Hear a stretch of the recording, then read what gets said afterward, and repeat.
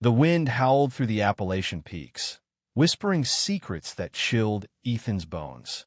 He clutched Liam's hand, their fingers laced tightly, as if letting go might unravel everything they'd built. 2 days ago, this camping trip was meant to be their escape, a celebration of love in the wild heart of North Carolina's mountains. Ethan, with his wiry frame and perpetually tousled brown hair, had planned every detail. The secluded trail, the starlit nights, the quiet moments where he and Liam could just be. Liam, blonde curls catching the fading sunlight, had laughed off Ethan's meticulous itinerary, insisting they'd find adventure in the chaos. They were 25, fiercely in love, and defiant against a world that sometimes looked at their clasped hands with disdain. This trip was their rebellion, their sanctuary. They'd hiked deep into the Blue Ridge Mountains, far from cell service and prying eyes. Their campsite nestled in a clearing, surrounded by towering pines and the distant call of a whippoorwill. That first night, they'd sat by the fire, Liam's head on Ethan's shoulder, talking about dreams. A little house by the sea, a dog, a life where they didn't have to explain themselves. Ethan felt invincible then, warmed by Liam's laughter and the crackling flames. But the forest had other plans. On the second morning, Ethan woke to find their tent flap unzipped, fluttering in the breeze. He sat up, heart pounding. "Liam," he whispered, nudging the empty sleeping bag beside him. No answer. The air felt wrong, too still, too heavy. He stumbled outside, barefoot on the cold earth, scanning the clearing. Their gear was untouched, but Liam's boots were gone. So was the map. "Liam!" Ethan's shout echoed, swallowed by the trees. Panic clawed at his chest. Liam wouldn't wander off without a word. He was reckless, sure, but not careless. Ethan grabbed his jacket and flashlight, cursing the early dawn's dim light. The trail they'd followed yesterday was barely visible, overgrown with ferns and shadowed by mist. He called again, voice cracking, but only silence answered. He found a first clue an hour later, a scrap of Liam's red flannel, snagged on a thorn bush a mile from camp. Ethan's fingers trembled as he freed it, the fabric damp with dew. Nearby, the dirt was disturbed, scuffed like someone had stumbled, or been dragged. His mind raced, conjuring images of bears, falls, or worse, someone out here, watching them. They'd heard rumors in town about missing hikers, but Ethan had dismissed them as small-town gossip. Now, those stories felt like warnings. He pushed deeper into the forest, following faint footprints that veered off the trail. The air grew colder, the trees denser, their branches clawing at his skin. By noon, he found another sign, Liam's water bottle, dented and abandoned in a stream bed. Ethan's knees buckled. He clutched the bottle, its familiar weight grounding him against the rising tide of fear. "I'm coming for you," he whispered, as if Liam could hear. The forest seemed to shift around him, paths twisting, shadows lengthening. Ethan wasn't a tracker, but he'd grown up hiking these mountains. He knew how to read the land, or thought he did. The trail markers he relied on were gone, replaced by strange carvings on tree trunks, jagged symbols that looked deliberate, almost ritualistic. His stomach churned. This wasn't a random accident. Someone, or something, was out here. By dusk, exhaustion burned in Ethan's legs, but he couldn't stop. He followed a faint ridge, calling Liam's name until his throat was raw. Then, in the distance, he saw it. A flicker of light, unnatural against the darkening woods. A fire? A signal? Hope surged, propelling him forward. He crashed through underbrush, ignoring the thorns tearing at his jeans. The light came from a small clearing, where a crude campfire burned low. Ethan's breath caught as he spotted Liam's boots, neatly placed beside it. But Liam wasn't there. Instead, a figure sat hunched by the fire, a man older, with a weathered face and eyes that glinted like polished stone. He wore a tattered coat, and his hands rested on a hunting knife. "You're Ethan, ain't you?" the man said, voice low and gravelly, without looking up. Been expecting you. Ethan froze, every instinct screaming to run. Where's Liam? He demanded, gripping his flashlight like a weapon. The man smiled, thin and sharp. Safe. For now. But you're gonna have to make a choice, boy. Love's a heavy thing out here. You ready to carry it? Ethan's heart thundered. The fire crackled, casting shadows that danced like specters. He didn't know who this man was or what he wanted, but one thing was clear. Finding Liam would mean facing whatever darkness this forest held, and whatever it demanded of him. Ethan's pulse roared in his ears, drowning out the forest's whispers. The man's words hung in the air, heavy as the smoke curling from the fire. He tightened his grip on the flashlight, its beam cutting through the dusk to illuminate the stranger's face, scarred, unshaven, with eyes that seemed to see too much. Where is he? Ethan repeated, voice steady despite the tremor in his hands. What do you want? The man leaned forward, the knife in his lap glinting. Name's Caleb, he said, ignoring Ethan's questions. This mountain's got secrets, boy. Secrets that don't take kindly to outsiders. You and your friends stirred something up, coming here all lovey-dovey. Ethan's jaw clenched. He'd heard that tone before. The judgment, the sneer. Growing up in a small southern town, he and Liam had faced it plenty. The sideways glances, the muttered slurs. But this was different. This wasn't just prejudice. Caleb's voice carried a weight, like he knew something Ethan didn't. Stirred what? Ethan asked, stepping closer despite the fear gnawing at him. If you've got Liam, tell me where he is, or I swear. Caleb raised a hand, cutting him off. Ain't me you should be scared of. It's the mountain. It's been watching you too since you set foot here. Saw your fire, heard your whispers. It don't like what it sees. Ethan's skin prickled. The carvings on the trees, the missing trail markers. It all felt connected now, like pieces of a puzzle he couldn't yet see. You're insane, he said, but his voice wavered. Just tell me where Liam is. Caleb stood, slow and deliberate, his knife now in hand. Follow the ridge north. You'll find a cave, old as these hills. Your boy's there, but I'm warning you. Go in, and you might not come out the same. Ethan didn't wait for more. He turned and ran, flashlight bobbing as he followed the ridge.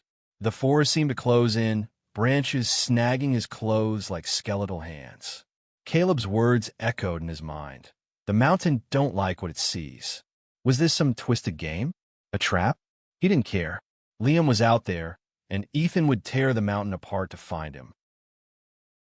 The cave appeared suddenly, a yawning black mouth in the rock face.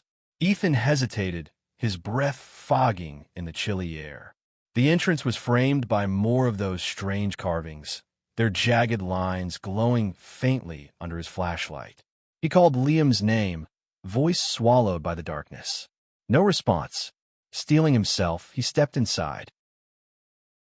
The cave was damp, the air thick with the scent of earth and something metallic. His flashlight caught glints of quartz in the walls, but also something else, marks like scratches, deep and frantic.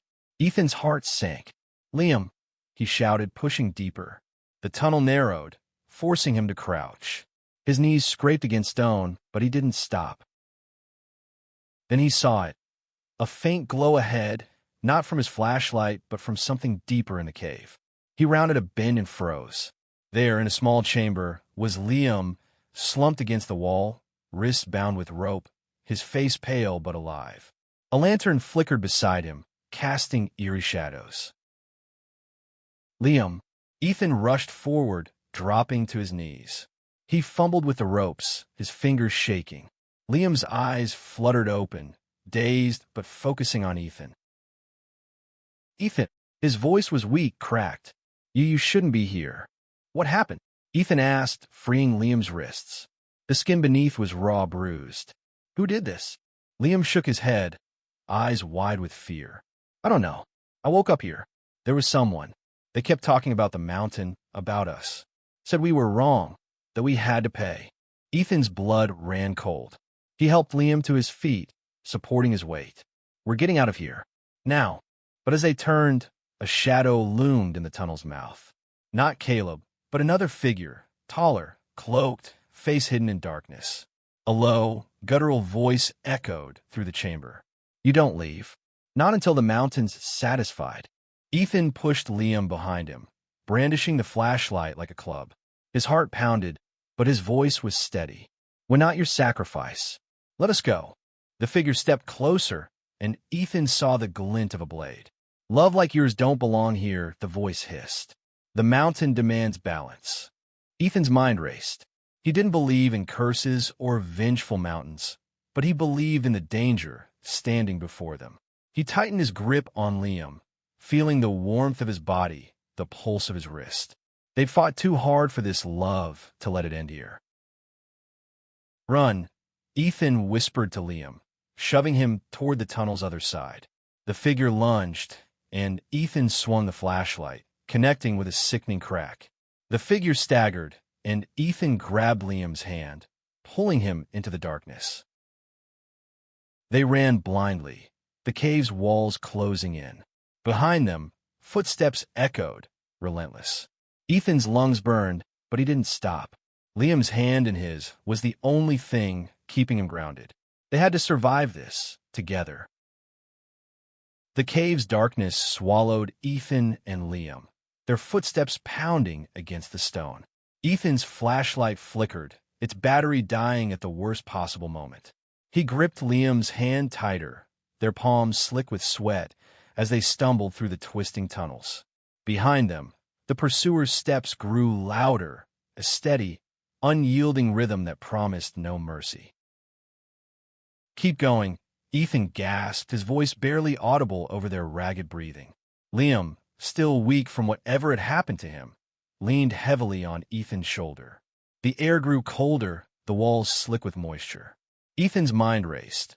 Every turn felt like a trap, every shadow a threat. But he couldn't let fear win, not when Liam's life depended on him. The tunnel opened into a wider chamber, and Ethan's heart leapt. Moonlight filtered through a jagged crack in the ceiling, casting a pale glow over a pool of water at the chamber center. It was an exit, but it was a chance to catch their breath. Ethan pulled Liam behind a boulder, pressing a finger to his lips. They crouched, hearts pounding, as the footsteps slowed, then stopped. Silence stretched, broken only by the drip of water. Ethan peered over the boulder, scanning the shadows. Nothing. Had they lost their pursuer?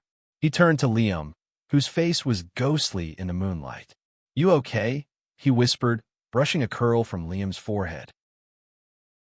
Liam nodded, but his eyes were haunted. "They kept saying we defiled this place," he murmured. "Our love. They said it angered something ancient." Ethan's chest tightened. He wanted to dismiss it as madness, but the carvings, the voices, the relentless pursuit, it all felt too real. "We're not wrong," he said fiercely. "They are, and we're getting out of here." Before Liam could respond, a low hum filled the chamber, like a chant from deep within the earth. The water in the pool rippled, though no breeze stirred the air. Ethan's skin crawled. He pulled Liam closer, ready to run again, when a figure emerged from the shadows. Not the cloaked man, but Caleb, his knife now sheathed, his expression unreadable. "You're stubborn," Caleb said, almost approvingly. Most would have given up by now. Ethan stood, shielding Liam. "What is this? Some kind of cult? Why are you doing this?" Caleb's eyes flickered to the pool, then back to Ethan. "Ain't no cult. The mountain's alive, boy. Been here long before you or me. It don't like change. Folks like you, living free, loving who you want. It demands a price." "That's insane," Ethan snapped, but doubt gnawed at him. The hum grew louder, vibrating in his bones. The air felt charged, like a storm was coming. Caleb stepped closer, his voice low. "You got two choices. Leave your boy here, let the mountain take him, or face it together. But I warn you, nobody's walked away from that." Ethan's blood boiled. Leave Liam? The thought was unthinkable. He'd spent years fighting for their love, against family, against strangers, against a world that tried to tear them apart. He wasn't about to surrender to some backwoods superstition. "We face it," he said, voice steady. "Together." Caleb's lips twitched, almost a smile. Then follow the pool's edge. There's a path. But once you start, there's no turning back. Ethan helped Liam to his feet, their hands clasped tightly. The path Caleb pointed to was narrow, carved into the rock, descending deeper into the cave. The hum grew deafening, the air thick with an unnatural weight. Ethan's flashlight died completely, but the pool's strange glow lit their way. They moved slowly, Liam's strength returning with each step. The path led to a massive chamber, its walls covered in glowing carvings, symbols that pulsed like heartbeats. At the center stood a stone altar, stained dark with something Ethan didn't want to name. The air here was suffocating, heavy with a presence that made Ethan's knees buckle. Liam clung to him, whispering, "What is this place?" "I don't know," Ethan admitted, his voice shaking. "But we're not staying." Before they could move, the cloaked figure appeared again, blocking the path. This time, Ethan saw the face beneath the hood, a woman, her eyes wild with fervor. "You can't leave," she hissed. "The mountain chose you. Your love is the sin it will cleanse." Ethan's anger flared. "Our love isn't a sin. It's the only thing keeping us alive." The woman raised her blade, but Ethan was faster. He tackled her, sending the knife clattering across the stone. Liam grabbed it, his hands trembling but resolute. The woman screamed, a sound that wasn't entirely human, and the carvings flared brighter, the hum now a roar. "Run!" Ethan shouted, pulling Liam toward the altar. He didn't know why, but something told him the answer. The way out lay there. They reached it, and Ethan's fingers brushed the stone, cold and slick. A shock ran through him, like touching a live wire. Visions flooded his mind. Faces, screams, lives lost to this mountain's hunger. And a truth, it thrived on fear, on division. "We're not afraid," Ethan whispered, more to himself than Liam. He turned, meeting Liam's eyes. "We're stronger than this." Liam nodded, gripping the knife. Together, they faced the woman, who was rising, her eyes glowing with the same light as the carvings. The mountain's power was real, but so was their love. The chamber pulsed with an otherworldly energy, the carvings glow casting eerie shadows across the stone altar. Ethan and Liam stood back to back, the knife in Liam's hand trembling but steady. The woman's eyes burned with a fanatic's zeal, her voice a low growl. "You can't defy it," she said, advancing. "The mountain always wins." Ethan's heart raced, but he felt Liam's warmth against him, a reminder of why they couldn't give up. "We're not here to lose," he said, his voice carrying a defiance he hadn't known he possessed. He scanned the chamber, searching for an escape.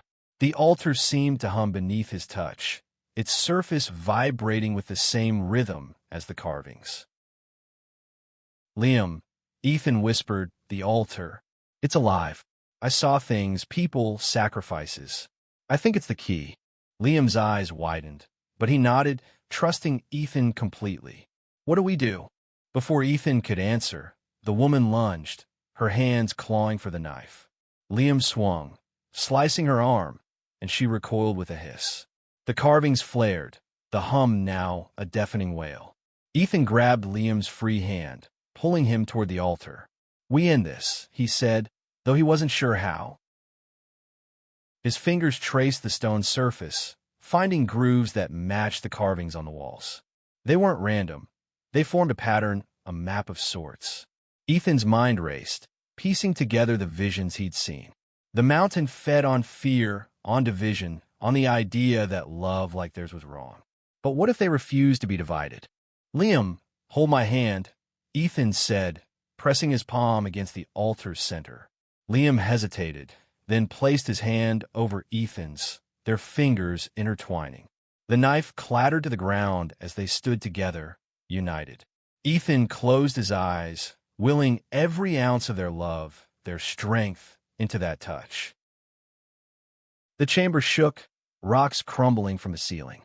The woman screamed, but her voice was drowned out by a deeper roar, like the earth itself was waking. The carvings glow dimmed, then surged as if fighting back. Ethan felt a pull, like the altar was draining him, testing him. He gripped Liam's hand tighter, anchoring himself to the one truth that mattered. They belonged to each other. "Stay with me," Liam whispered, his voice breaking through the chaos. Ethan opened his eyes, meeting Liam's gaze. In that moment, the world narrowed to just them. No mountain, no cult, no fear. Just love.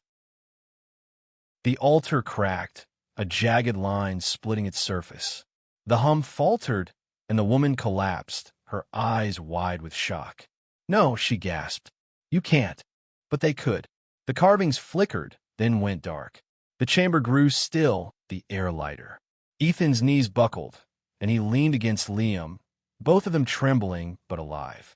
The woman scrambled to her feet, fleeing into the tunnels, her footsteps fading. "Is it over?" Liam asked, his voice hoarse. Ethan shook his head. "I don't know, but we're getting out." They found a narrow passage behind the altar, barely wide enough to squeeze through. It sloped upward, the air growing fresher with each step. Ethan's legs burned, but he kept moving, Liam's hand in his. The passage opened to a ledge overlooking the forest, the night sky clear and studded with stars. They were free. But the mountain wasn't done with them yet. As they caught their breath, a rustling came from the trees below. Caleb emerged, his face grim but not hostile. "You did something nobody's done," he said, almost in awe. "You broke its hold. But it ain't over. The mountain remembers." Ethan's stomach twisted. "What does that mean?" Caleb's eyes darkened. "Means you're marked now. You and him. You'll carry this place with you, always." Liam stepped forward, his voice steady despite his exhaustion. "We'll carry each other. That's enough." Caleb studied them, then nodded. "Get out of here. Don't come back." They didn't need to be told twice. Ethan and Liam stumbled down the mountain, guided by moonlight. They reached their campsite at dawn, their tent still standing, their gear untouched. It felt like a lifetime had passed since they'd laughed by the fire. They packed in silence, the weight of the night settling over them. As they drove away, the mountains loomed in the rearview mirror, silent but watching. Ethan reached for Liam's hand, their fingers lacing together. "We made it," he said softly. Liam smiled, tired but warm. "Yeah, we did." But deep down, Ethan knew Caleb was right. The mountain had left its mark, not just on their bodies, but on their souls. They'd survive, but at what cost? The road stretched endlessly before Ethan and Liam, the Blue Ridge Mountains fading into a blur of green and gray. The pickup truck rattled, its engine a steady hum beneath their silence. Ethan's hands gripped the wheel, knuckles white, while Liam stared out the window, his blonde curls catching the morning light. They were alive, together, but the weight of the cave clung to them like damp earth. Back in Asheville, they found a diner, its neon sign buzzing faintly. Over coffee and pancakes, they finally spoke. "What was it?" Liam asked, his voice low, as if the mountain might hear. "That thing in the cave. Was it real?" Ethan stirred his coffee, the spoon clinking against the mug. He'd been asking himself the same question. The carvings, the hum, the visions, they felt like a fever dream, but the bruises on Liam's wrists were real. So was the fear in his eyes. "I don't know," Ethan admitted. "Maybe it was just people, crazy people with knives and stories. Or maybe it was something else, something older." Liam reached across the table, his hand covering Ethan's. "Whatever it was, we beat it. Together." Ethan managed a smile, but Caleb's words echoed. "You're marked now." He wanted to believe they'd left the mountain behind, but he felt it still, a shadow in his chest, a whisper in his dreams. They paid the bill and drove on, heading for the coast, for the life they'd dreamed of by the fire. But the world felt different now, sharper, like they'd seen its hidden edges. Months later, they settled in a small beach town in South Carolina. A weathered cottage, a scruffy dog named Blue, and a view of the ocean that stretched forever. They built a life, piece by piece, their love a quiet rebellion against the darkness they'd faced. But the mountain lingered. Ethan woke some nights, sweating, dreaming of glowing carvings and a voice that demanded sacrifice. Liam, too, carried scars, hesitation in his laugh, a glance over his shoulder when the wind howled. One evening, as they walked along the shore, the sunset painting the sky in hues of fire, Liam stopped. He pulled Ethan close, their foreheads touching. "We're okay, right?" he asked, voice soft but searching.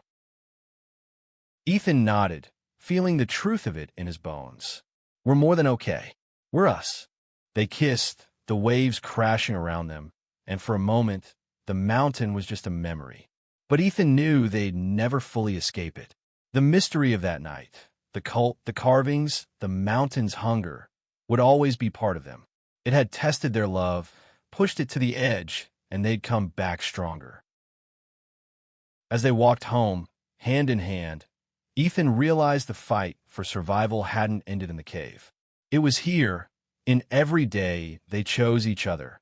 In every moment they refused to let fear win. The mountain had demanded a price, but they'd paid it with their courage, their love, their refusal to break. And that, Ethan thought, was the true victory. Not just surviving, but living fully, fiercely together.